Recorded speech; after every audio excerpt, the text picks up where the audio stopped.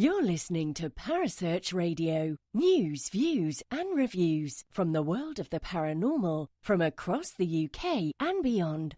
Find us on Facebook, Twitter and the World Wide Web.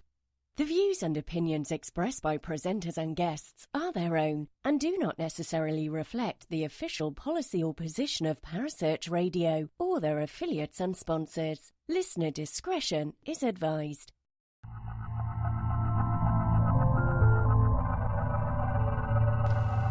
Welcome to Haunted Histories with your host Penny G. Morgan, right here on Parasearch UK Radio.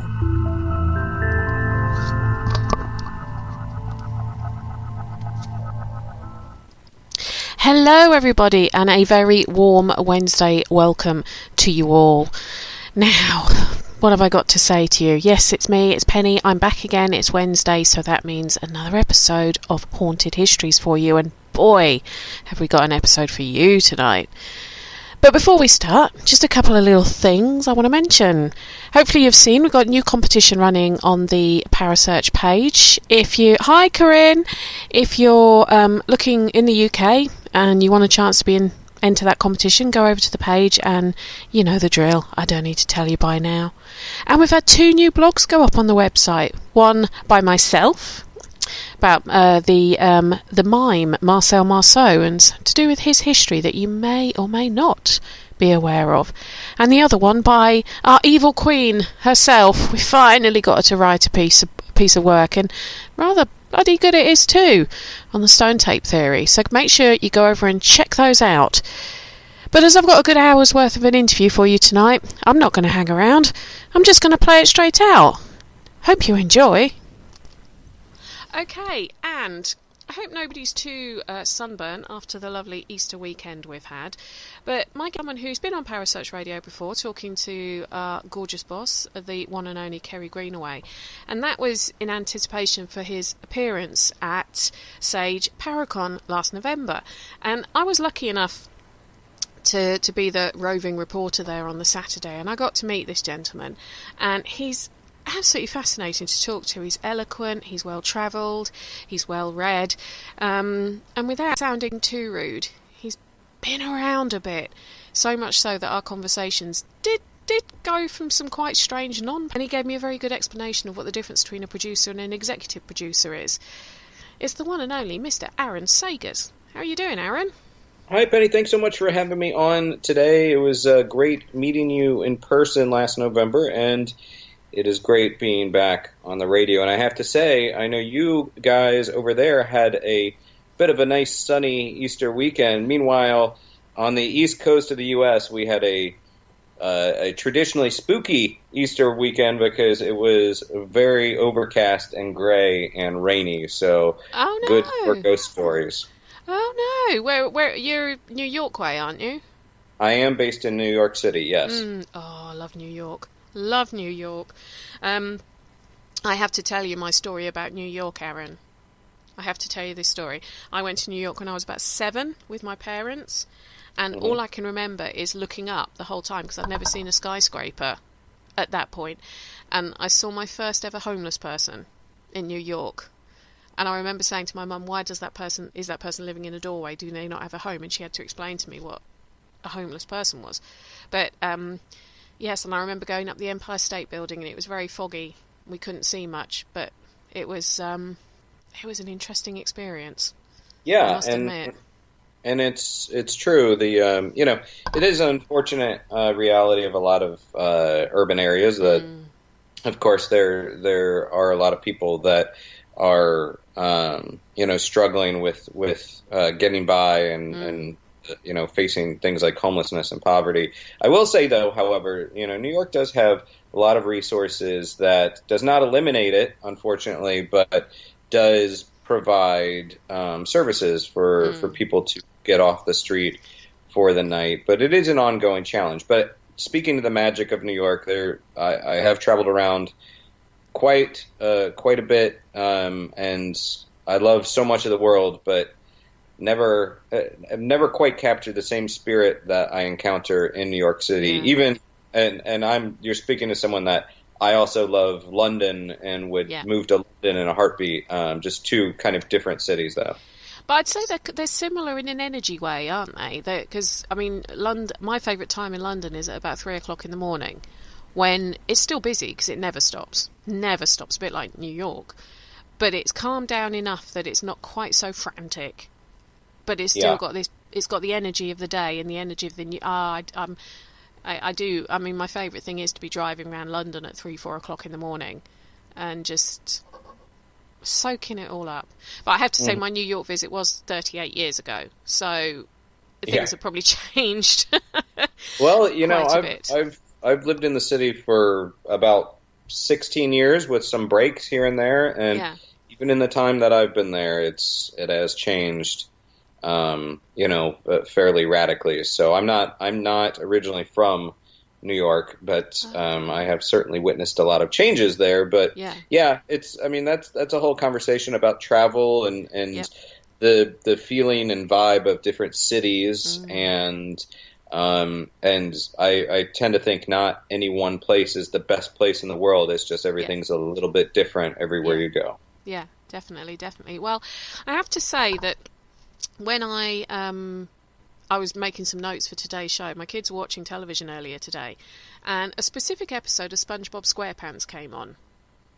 And it was the Tiki Tiki episode, which I thought either it was a good sign for our interview tonight, or someone was trying to tell me something. But it was the Tiki Tiki episode of SpongeBob. I think it's always a good sign when Tiki is presented. I don't know how much of your audience knows, but one of the things I would say, like, people know me for my paranormal pop culture knowledge, and people know me for my nerd culture and nerd journalism work. People know me for my travel work, and people also know me for my love of tiki bars and tiki cocktails and tiki culture. And I don't know, when I'm doing it right, they all cross over with one another. So, so I'm happy that episode came on today. That is a good omen.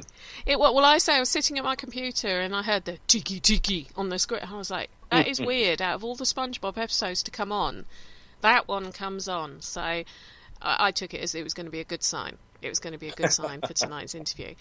So, talking about Sage Paracon last November, obviously we had the wonderful Richard Estep was there, who I know you and him became sort of like brothers in arms almost. The two of you were the terrible twins at the time. I heard some of the stories, Aaron. I did hear some of the stories from Richard. But we also had Katrina Weidman, the lovely Katrina Weidman was there, who, her personality, I'll be honest with you, blew me away. I did not expect her to be quite as lovely as she is, and how down to earth and wanting to muck in and everything she was. But that's got a link to some of the work you're doing at the moment, hasn't it, Katrina? Yeah, well, I've known Katrina for a few years now. I forget exactly how many, but and I worked with her on Paranormal Lockdown. I hosted the Paranormal Lockdown Evidence Revealed special with both her and Nick Roth. And as it happens, I can tell everyone out there that Katrina has a new show coming up on the U.S. It's on the Travel Channel, and it's called Portals to Hell with Jack Osborne, who is the son, of course, of Ozzy Osbourne. And Sharon. And Sharon, yes. Sharon Osbourne, famous rock manager. Yeah. Of course. And I will be joining them for an episode of that on May 27th, I believe. No, May 17th. May 17th, on the Travel Channel stateside. So, so I'm excited to be to joining them for that. Oh, I'm jealous. I'd love the chance to work with those two. I know there's been a bit of derision about Jack Osbourne doing a paranormal series in some of the sort of inner circles, but I don't think people realise he's absolutely fascinated by it, isn't he? He's absolutely fascinated by the paranormal. Yeah, and I can't speak to any of the derision, but I can say that Jack is. We've met before. This is the first time that we've worked together, and he has always been a person that's demonstrated a curiosity in all things, including all things paranormal, and unexplained, and I think that people are going to be really impressed by the skills that he brings to this show. I mean, it's not his first show either in this unexplained realm, but I think people are going to be really excited about this, and it premieres, I believe, next week stateside on the Travel Channel, and as I said, my episode will be May 17th. Yeah, I'm looking forward to finding out when we're going to get to see it in the UK, because I quite like the idea of it, and Katrina always comes across well on camera anyway, and knowing the conversations I had with her at Sage, because I did say to her, do you make things up? And she looked at me, if looks could kill, she looked at me and she went, I wouldn't do it. Producers have asked me to do that before, and I tell them, what's the point? People will see straight through it. No, what you see is what you get. So I quite liked her, the fact she says no, if that makes sense. The fact that she's very, her and I ended up talking rock music as well. The fact she's a rock singer, so I liked her. I like watching things that she's in. But another actor, non-stereotypical paranormal investigator you're going to be working with he was the star of one of my favourite films, and that's Chad Lindberg. Right. Yeah. Chad and I, this week, in fact. So Chad is a resident host at the Queen Mary, which is the ship that's docked outside of on Long Beach in California. The RMS Queen Mary, actually, the British ocean liner. Yeah. And it sailed from, I believe, 1935, 1936 to late 60s. And it saw some battle in the Second World War, and was also a luxury liner. And now it is permanently docked in Long Beach and serves as an event venue and a hotel, and has also been home to a lot of alleged haunted activity, paranormal activity.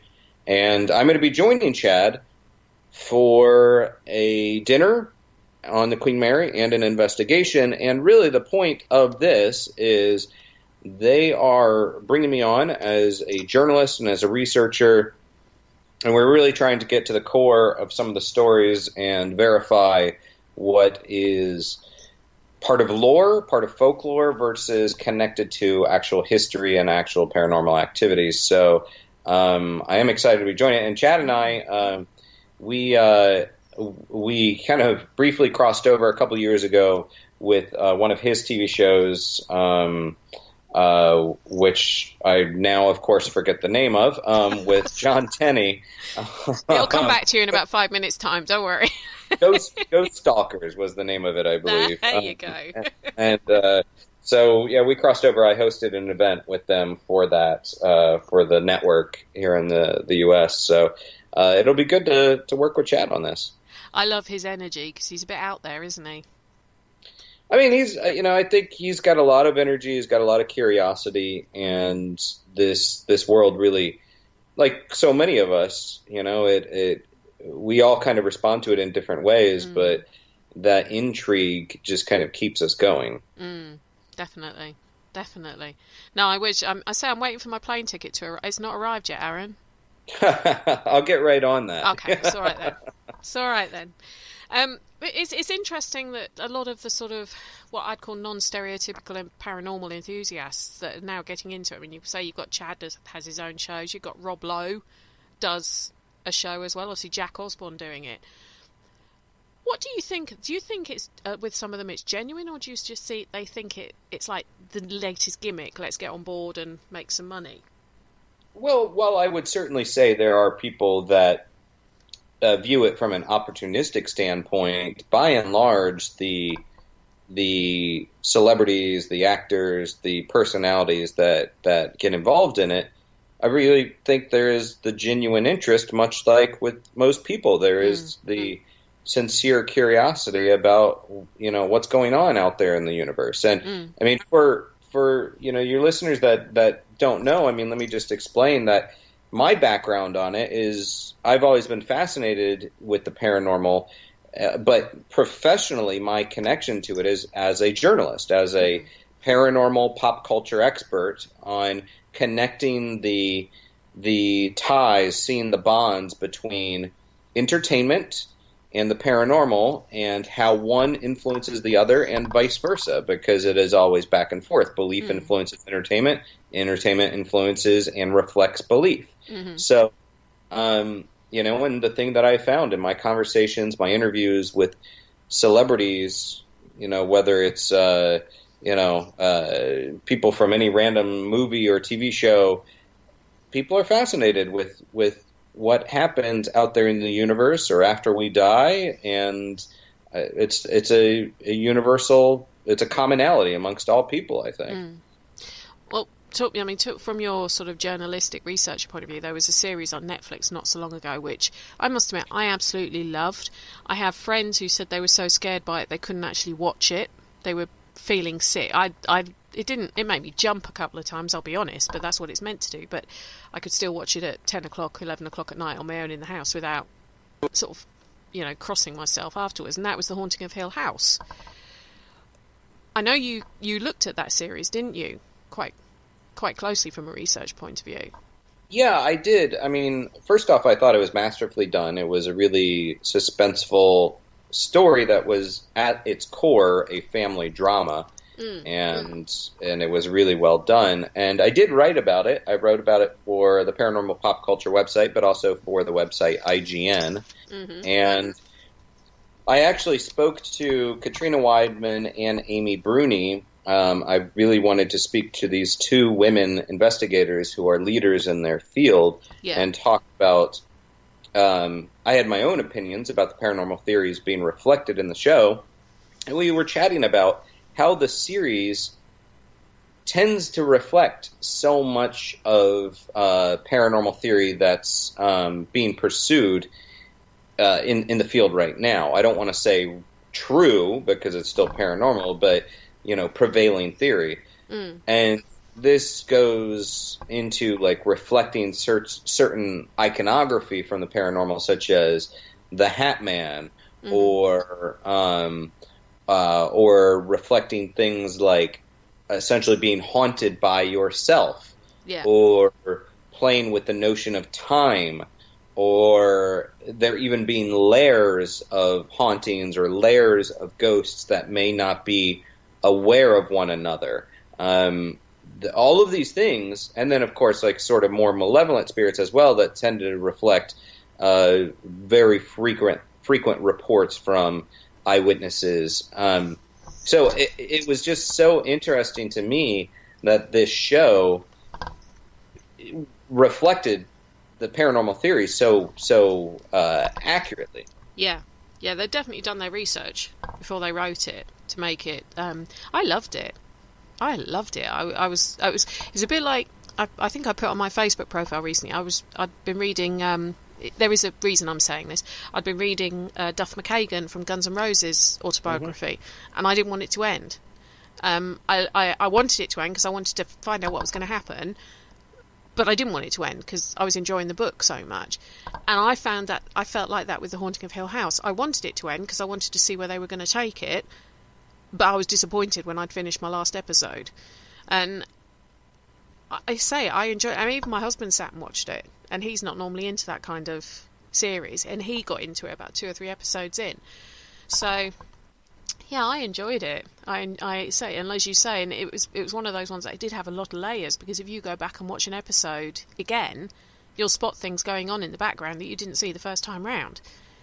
Which is really, what I find so interesting about that is that it really tends to reflect people that are paranormal investigators. There are things happening around them that they don't always tend to be aware of until maybe they're reviewing evidence, or maybe they miss it entirely. And to an earlier point of yours, it's funny because I don't know that they really researched the paranormal. I haven't found specific quotes from the showrunner talking about that, and instead I tend to think that maybe it's almost like an awareness through osmosis, through cultural osmosis, that some of these ideas and theories have just become seeped into the mainstream. But if you liked the first season, then you're in luck, because they are doing another season, and this one is going to be set in Bly Manor. So it's the haunting of Bly Manor. I wondered how they were going to come up with a second season, I must admit. But no, I loved it. I really enjoyed it. I found it quite different. I didn't find it sort of nauseatingly scary like some people said it was. Yes, there was moments when I knew that something was going to happen, and I'd go, "Wah!" when it happened, but that was about it. But then again, I just loved the fact that I went back and watched the episode again, and like you say, when you're doing an investigation, you'll go back and look at the photos you've taken, and you'll think, hang on, that wasn't there when I was standing there. Where's that come from? Or listening to your EVPs, and I didn't hear that noise when I was talking. Where's that come from? So it's that similar sort of principle, yes. But talking of, you mentioned sort of great women in the paranormal, sort of Amy and Katrina. I agree completely. Obviously, quite sadly, we lost one recently, one of the female pioneers, I suppose. Correct. You could call her, of the paranormal world. And whatever your sort of feelings on her, I still think she's worth a couple of minutes mention. Yeah, for certain. So last Thursday, Lorraine Warren of Ed and Lorraine Warren passed away, and the news broke on Friday, and it was, of course, like, from a cultural impact and a paranormal pop culture standpoint, the Warrens were really giants in the field, and they're, they are perhaps they are amongst the most famous paranormal investigators of all time, and I believe that will continue. I think we will be, honestly, as far as names that bubble up to the mainstream, they are up there with Arthur Conan Doyle, a Harry Price, a Peter Underwood, and even a Zach Bagans. Like, they are up there, and their cases from the Amityville Horror to The Conjuring, what became the film The Conjuring, to the haunting in Connecticut, and even the Annabelle case. I mean, so many of their stories became part of entertainment, and it's funny to me because it still took them a while before they became sort of fictionalized characters in their own right. They appeared on reality TV throughout the years, and they were portrayed in a 1991 made-for-television movie called The Haunted, which was actually a really good made-for-TV movie based on the Smurl case in Pennsylvania. However, it wasn't until 2013 that they really became these characters, these heroes of the paranormal in scripted form with The Conjuring, with the James Wan directed movie, which made a lot of money. Yes. A lot of money. Yes. Yeah. Well, I mean, she's with Ed now. She like you say, the Warrens will go down in the echelons of paranormal fame with the Underwoods and the Prices and all those kind of people, which, whatever your feelings are on them, it's where they should be. It is where they should be. Say, as you say, I mean, even someone like Zach Bagans, he's done a lot for the industry, whether you like it or not. He's brought it into mainstream and made it. It's the fact that if probably about 5 or 6 years ago, if I turned around to somebody and said I did paranormal investigating, they'd be burning me at the stake, kind of thing, within 5 minutes. Now you say it to someone, they're like, really? What'd you do? Where'd you go? What do you do? What sort of things do you have to ask? Is it scary? It's a lot more acceptable, and it's all these people that have contributed to that. And I would say, I mean, look, my approach to this is, as a journalist, as a researcher, I don't really try to make people believe or not believe in the paranormal. I prefer to talk about the factual history, the reported activity, and how those things might fit into paranormal theory, and where they kind of fit in the larger kind of entertainment perspective and folkloric viewpoint. But the thing I will say about this is that you should not watch any TV show. Oh no, there appears to be a fire alarm going on in the background. Oh dear. I apologize if you hear that, but it'll pass. I don't think the house is on fire. Oh, so check your floor. Is the floor too hot yet? Like in that scene in Friends when they put their hand on the floor and no, it's not hot yet, we've got time. It's probably ghosts because what I'm about to say.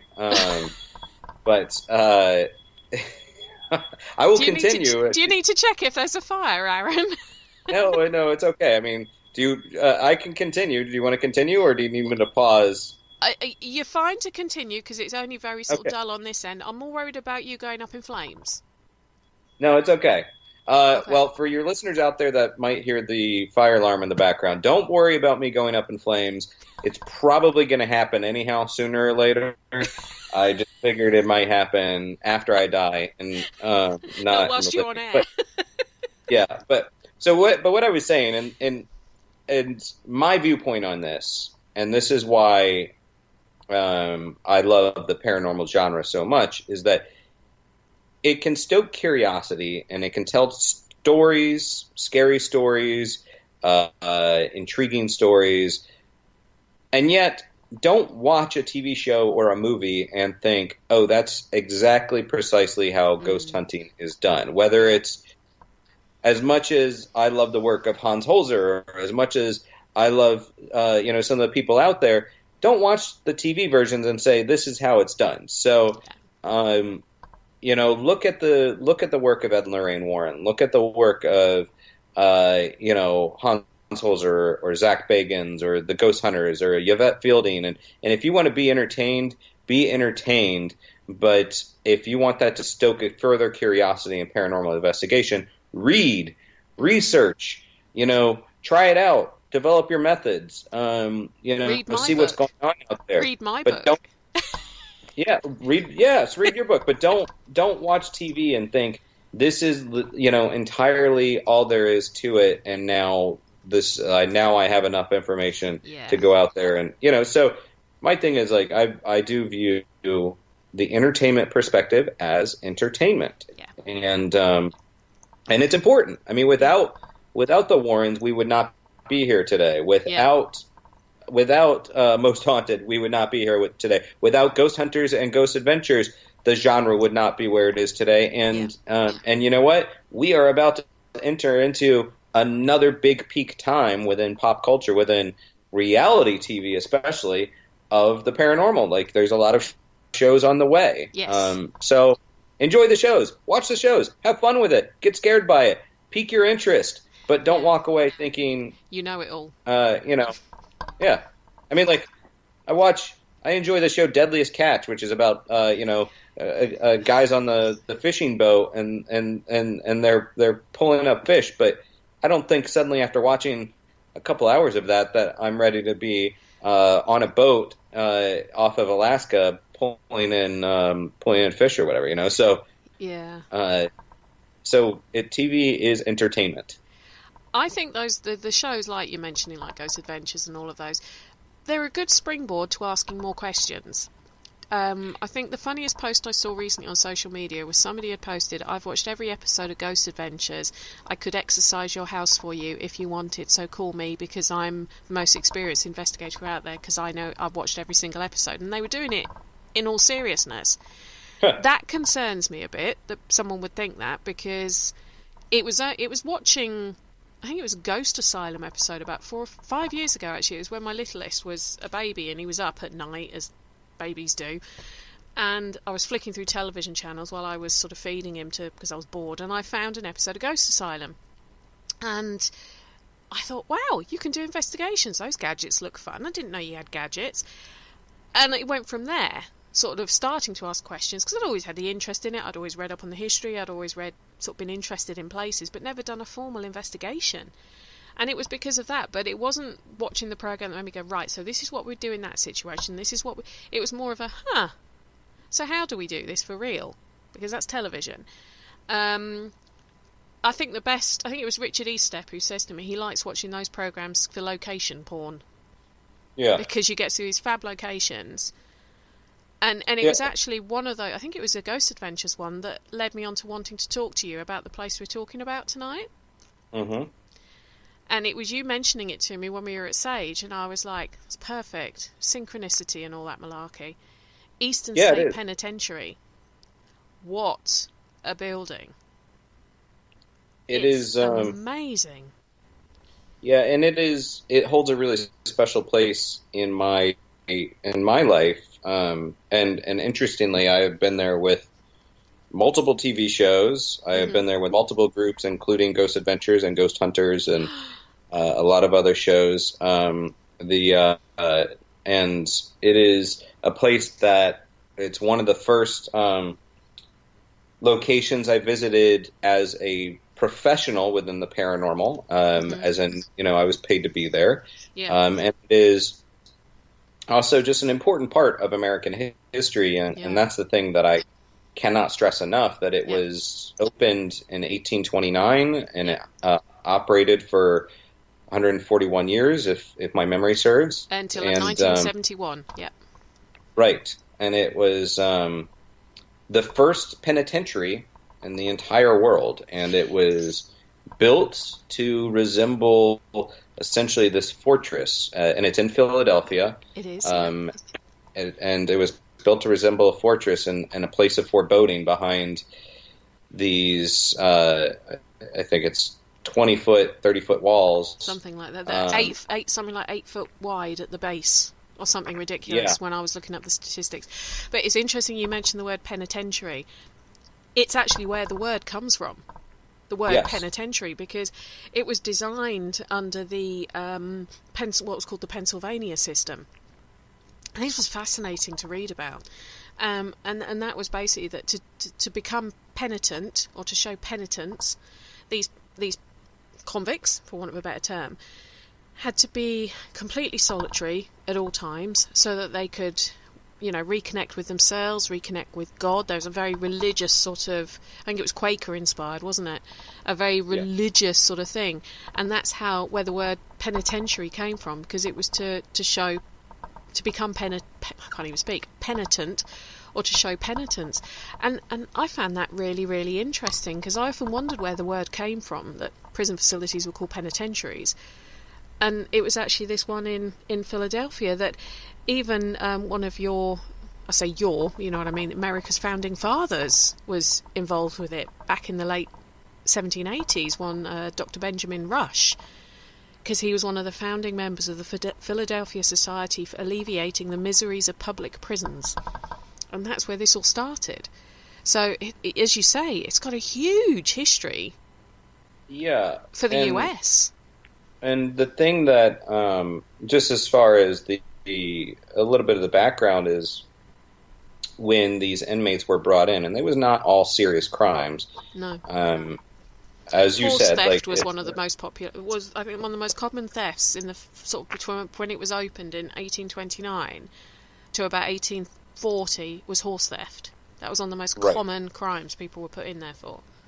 And when people were brought in, and I think it's important to note, when people were brought in, they were very much isolated, and what that means is that even when they were entering into the walls, there was a hood placed over their head, and there were their shoes were covered in and booties is what we say, and it was meant to be inmates that were already in there would not hear someone coming through, and someone would be locked away and not have interaction with other humans. Even when guards would come down the cell blocks with food, the carts were covered, the wheels on the carts were covered in leather, so it did not make a noise. And the result, of course, is when someone is isolated, they tend to go mad, because we are social creatures. And and then there was also these pretty horrific punishments.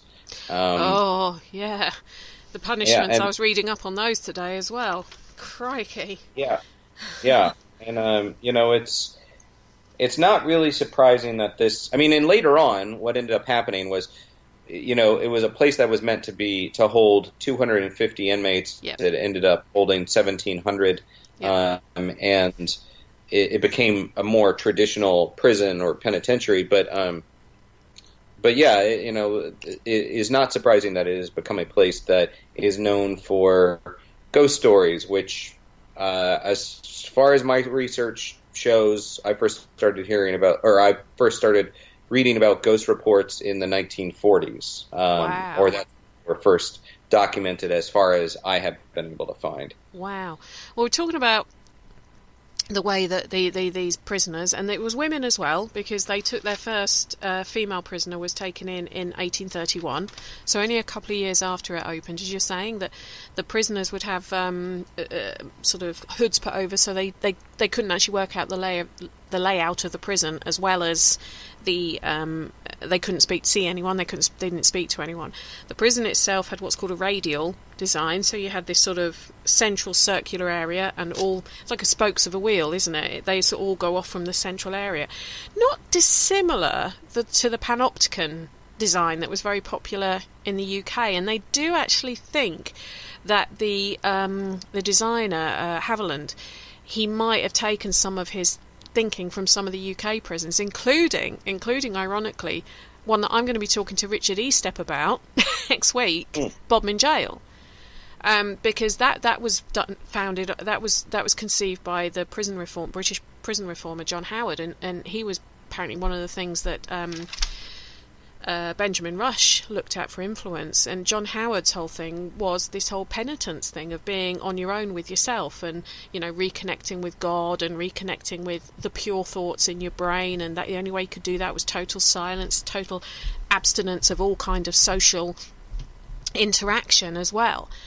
But Charles Dickens came to visit, apparently, the author Charles Dickens, on one of his first visits to the USA, and he supposedly was allowed in to interview prisoners, and was absolutely shocked and abhorred by the fact that these poor people were left on their own with no human interaction, and the worst possible thing that could happen to them, and all that kind of thing. But ironically, some prisoners there was one who wrote poetry, and I can't remember his name, but he actually wrote it was the best thing for him. It gave him the chance to reconnect with himself and sort of put the bad thoughts to one side. So, but I would have thought the majority would have gone, they would not have been fully compos mentis when their sentences were finished, with that kind of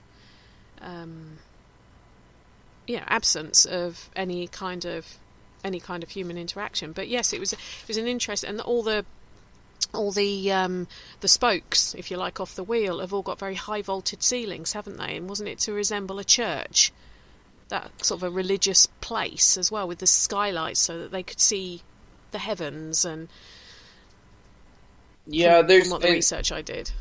What's called the Eye of God. There's been in recent years some conflicting research about that. There's each cell was fairly small, and originally each cell had its own private courtyard, which may sound quite posh, especially if you live in New York or London, but it wasn't. It was just like they were allowed outside an hour a day, I believe, and so it wasn't as if they were receiving a lot of space, but there was also a skylight, and some people have referred to it as the Eye of God, meaning that it was a way for the inmate to connect with God, with the deity. But there's been some research. I've been talking to Eastern State, and in recent years, there's been some research saying that that might not entirely be the case. And I've been fortunate to be there dozens of times working at the penitentiary. As I'm incredibly honored and gracious that they call on me so frequently to be something of their paranormal history expert. They have a lot of historians. They tend to call on me to be the journalist talking about the paranormal element. And I've seen the prisoner, the inmate logs. I've seen so many like inside perspective of that prison that it is heartbreaking and also at times hauntingly beautiful, because it is something of a tragic and beautiful location. And of course, like It is creepy. It is. I've been there at night. I've been there even during the day, and it can get quite creepy and unsettling and unnaturally cold, it feels like. Really? And a lot of interesting ghost stories come out of there. Okay. Well, you were talking about some of the punishments that these prisoners would have to go through. And I was quite shocked by some of these, considering the fact that the whole idea behind the prison was this whole penitence thing. It was the whole reconnecting with, it was meant that the fact that these prisoners, when it first opened in 1829, had running water, flushing toilets, and central heating, and that even the White House didn't have that in 1829. So I thought, well, it looks like they are trying to treat the prisoners well. They're trying to give them sort of good care to try and rehabilitate them. So it's rather more rehabilitation than punishment. But then when I read what the punishments were that the prison officers were doling out, and apparently this wasn't to do with the actual Pennsylvania system, but it was what they decided to use to sort of reprimand these prisoners. And you had what they called a water bath, which sounds okay. They're having a bath, not a problem. Ah, no, they were dunked into water when it was cut, and then hung on an outside wall overnight. Not hung by the throat, but hung sort of by their jackets, so that the water on them would freeze. And so when they were cut down the next day, they were just covered in ice. That can't have been good for you. There was what they called the mad chair. I don't know if you've probably read about these when you've been there, but there was the mad chair that they would be tied into, and some of them supposedly, and I don't know if I couldn't find any real accounts of this, but it did say that they were tied so tightly sometimes their limbs would become useless because they'd cut off the blood flow. I don't know if that's true. Yeah, I mean, the one thing I will say is, like, there's legitimately a lot of there was a lot of brutality and punishments that were enacted at Eastern State Penitentiary, such as the water bath or the iron gag. And we're going to talk about that one in a second. Talk about the gag in a second, yeah. There is also the case that over time there have been embellishments to history that become sort of part of the mythology of it, and it's always tricky sort of separating, the fact from the folklore. But there legitimately was a lot of violence that took place there. It did operate very much as its own city. For the Pennsylvania system was abandoned relatively quickly. 1913. Or but the and then the prison became more of a traditional prison or penitentiary. But and even within that time, there was gang activity. There was riots. There were there was all sorts of violence. And I think the big takeaway from it, I mean, and we can get into this later, and I know this is a paranormal show, but the one thing that I think is really fascinating for me about Eastern State Penitentiary is that even though there's the violence and the punishment and the ghost stories and all these very creepy things, the takeaway and the thing that we should remember is, like, ghost stories help keep history alive. Yep. And it's also a good way of reminding us that at least in the United States, this is my editorializing, our prison system is very screwed up and very wrong, the way we do things and the way we confine people. And sometimes what happens is when people are locked away, they are no longer viewed as humans, as people. And then whatever punishment you're going to enact, it seems justified because you're not doing it on another human. You're doing it on a person that just ceases to exist. Ceases to have their humanity. So I think that's something to think about, and I think that this is, like, one of the reasons I enjoy talking about Eastern State so much is that it is about keeping that history alive. I agree. I'm a historian, so I love talking history because, as you say, it keeps it alive and it passes it down to other people who may not have known the fact. But you mentioned the iron gag. Now, this probably doesn't sound too bad to people listening. Iron gag, but sort of most people have heard of something from the medieval times called a scold's bridle. But the iron gag was a lot worse. And the iron gag basically was it was a piece of metal on a gag sort of thing that was put into a prisoner's mouth, But then what they would do is they'd tie their arms up behind them, and if they moved their arms, it would literally cut their tongue out. The gag would move. They had to keep very, very still to stop them doing themselves a lot of harm. And I found that in 1834, the then warden, one Samuel Wood, was actually investigated because Matthias Macumzi, I think that's how you pronounce it, was actually found dead quite shortly after the gag had been put on him. And the death certificate, I think, said he died of a heart attack or something else, but subsequently they said it could have been due to the gag. Well, Wood was found not guilty, and sadly back then death wasn't uncommon in a prison. And they didn't. I don't think they carried out executions at Eastern State, did they? I know they had a death row from 1956, but I think executions were carried out at Western. Is that correct? Yeah, it's correct. There was a death row added later. Yeah, 1956, I believe, or from the research I did. But they had over 1,000 deaths in the time that the prison was open, just within the prison. Some from murder. This was the only death that I found on the records that was questionable in that respect. They had an awful lot of deaths from things like TB, which doesn't actually surprise me in a prison situation, because people are going to, especially when it started being multi-occupancy after the Pennsylvania sort of method was stopped, Pennsylvania system, stopped being used. But that was, the fact that even in 1834 they did investigate this governor for this warden, because this poor man Macumzi had been put in the iron gag and subsequently died. But talking about the fact that when you get prisoners in one place, you get them sort of this whole build up of, it doesn't have to be testosterone, it can be anything really, just this animalistic build up, because they're all shoved into a place. It's a whole sort of powder keg that can go off. There were going to be murders within the prison. And one of the ones that you find a lot of shows focus on was the killing of George Kopp by Joseph Havel with a pair of scissors. Now, what I was going to ask you is, I watched, while I was researching to do this interview, I watched quite a few different sort of shows and different clips on YouTube that were investigating Eastern State, and they're all fascinating. They all sort of gave me little bits of things that I could go off then and look up and find a bit more information about.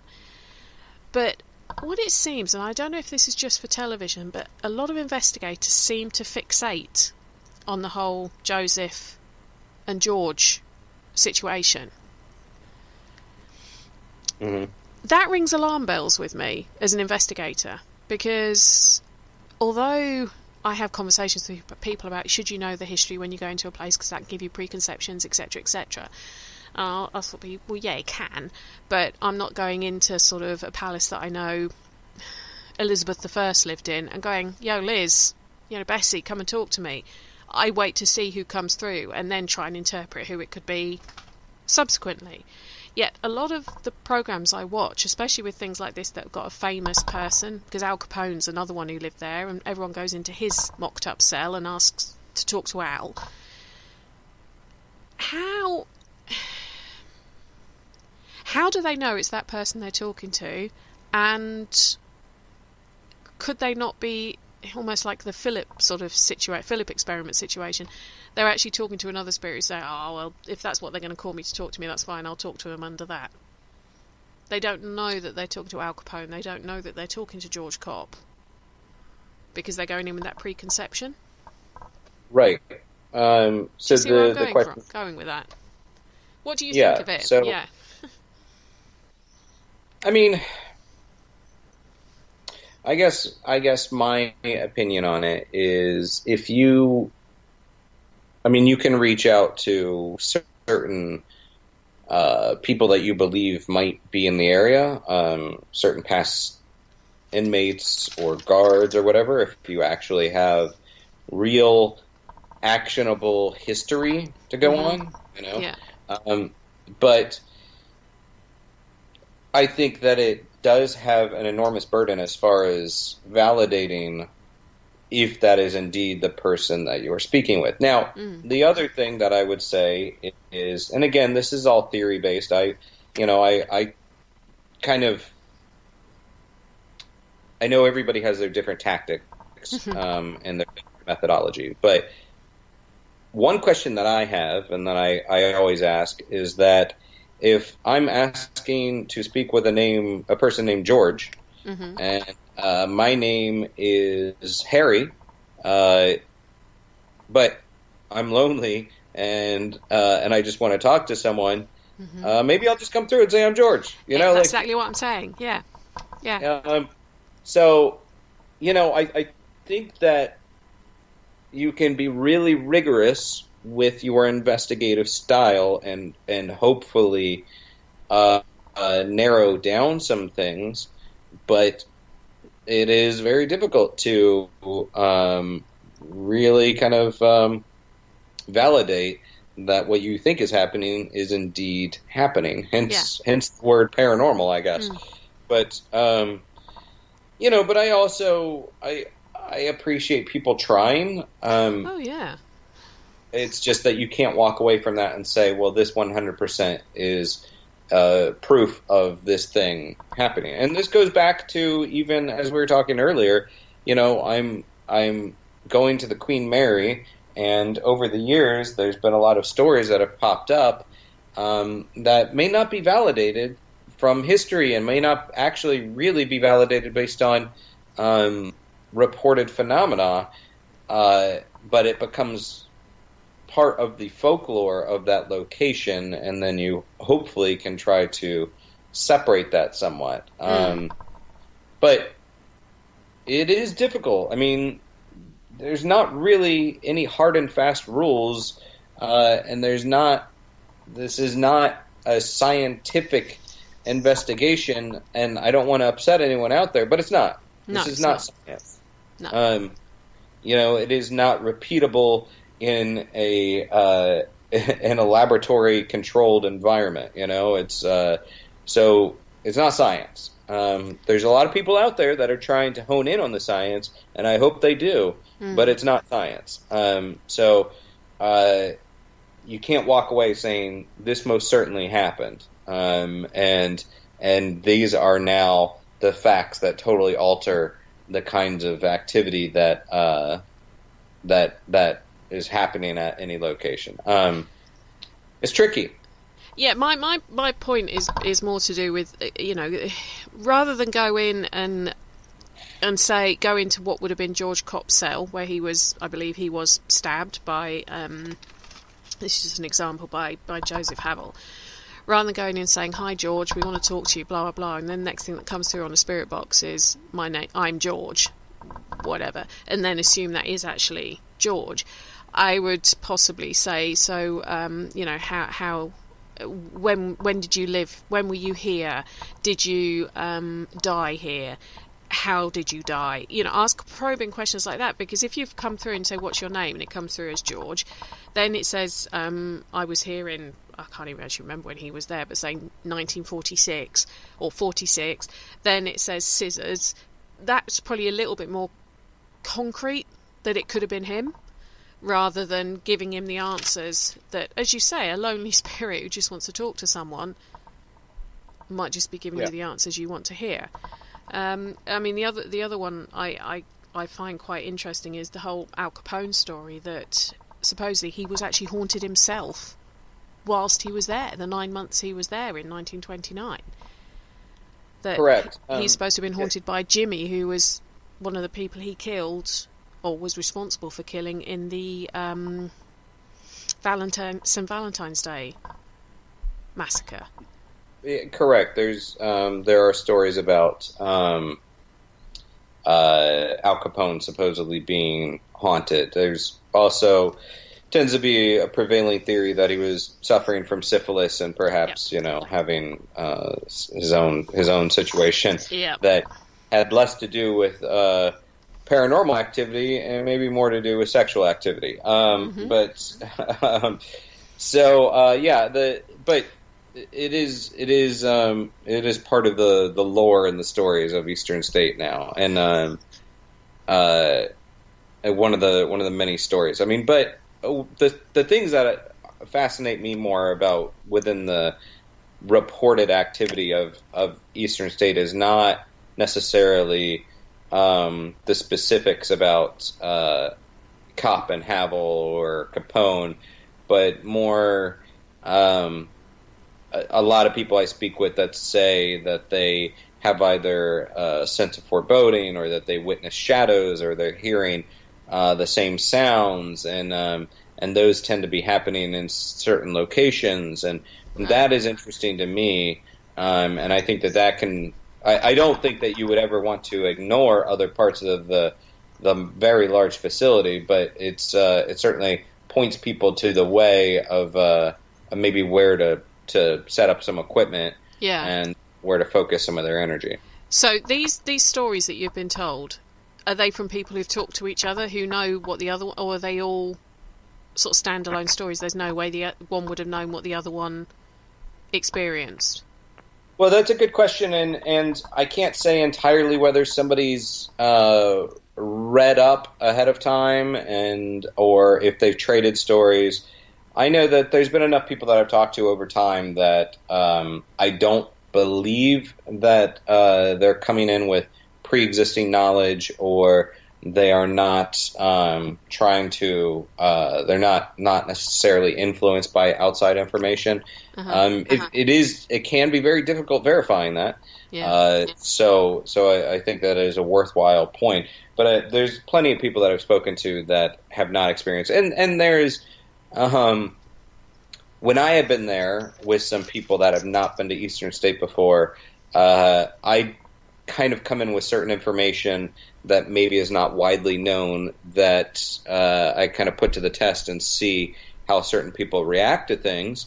And I've had repeated responses from people that have not been there before and not been in certain locations before and don't know the kinds of things that that I particularly know about. That doesn't make me special or different or anything. It's just that I've been there enough that I tend to think there's certain things that you can kind of look out for.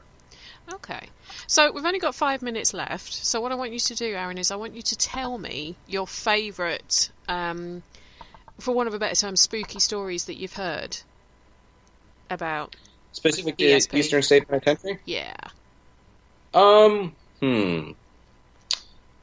Well, there's some that I can't talk about yet. But I will say that I was filming. This is something that happened to me not so long ago, but I was filming for I think it was a German TV show, and I was in the isolation cell called Klondike, and I was there with a historian from Eastern State and a film crew, and we had stopped rolling, and there was, I think it was a sound of someone screaming that should not have been in that area. It was just us 4 people on the property at that point, and the film crew got really scared and had to leave.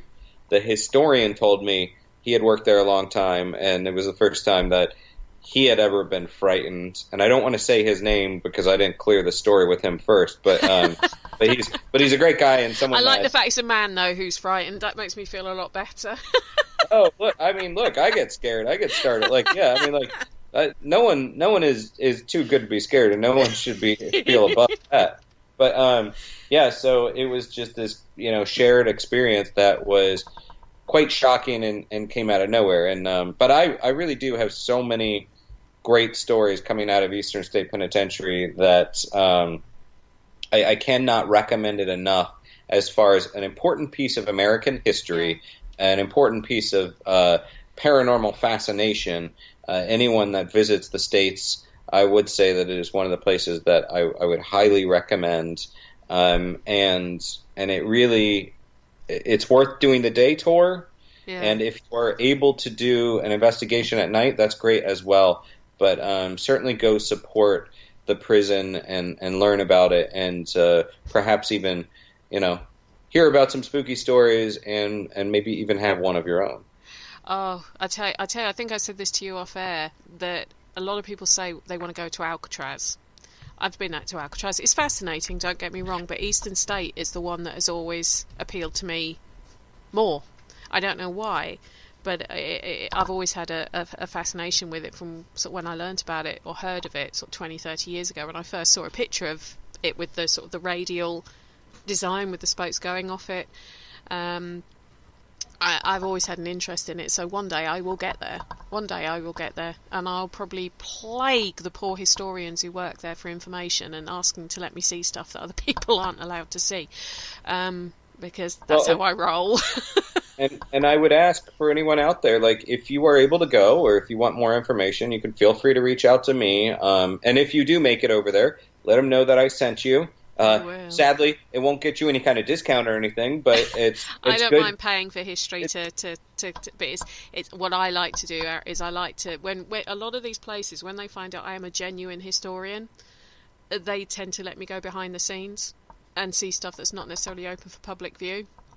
Well, and I would say for anyone out there, like, it's certainly important to let them know that the paranormal component, you are there for the history and there to appreciate history, but the paranormal component and hearing interviews such as this helped make that connection and help draw you there, because then that means that they will continue to support that and see the value in the paranormal programming. Yes, definitely. So I would just want everybody out there to know that. And definitely. You can also hit me up on social media. I'm at Aaron Sagers on Instagram and Twitter and on Facebook, across the board, and say hi to me. It doesn't just have to be about Eastern State. I geek out about movies and comics and horror movies and everything. Say hi, give me a shout, and let me know that you heard this program. Thank you so much. Well, like I said at the beginning, Aaron can talk about pretty much. He's intelligent. He can talk intelligently. I'm trying to say this, but he can talk about anything. He can talk intelligently about pretty much anything, and he is a fascinating chap to talk to. Even if you want to learn what a tiki drink is, he'll tell you. He will tell you. I might even make one for you. You promised me that last November, and I'm still waiting.